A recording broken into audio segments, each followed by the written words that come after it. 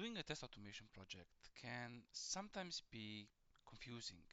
And this is because there are a lot of resources on the internet. I mean, if you Google it, you'll get millions of results. Some claiming to have step-by-step descriptions, step-by-step instructions on how you can do it and how you can succeed in it. I mean, if you don't like to Google it, you can just go to also to ChatGPT and ask it, okay, how do I start a test automation project?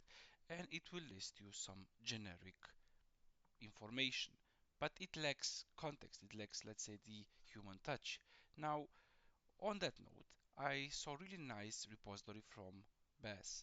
Bass is one of the leading experts on test automation, and he took his time and made a repository specially for how to create a test automation project. It's free and it gives you all the steps that you need from starting to improving. I wouldn't say finishing because a test automation project is always a progressing project, is always in development.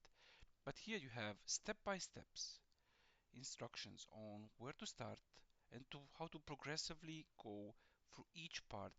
And at the end, what you get is something that you can be proud of and something that can be called a test automation project. You have links to different resources all of the way, and you can just go ahead, fork the code, and make it your own.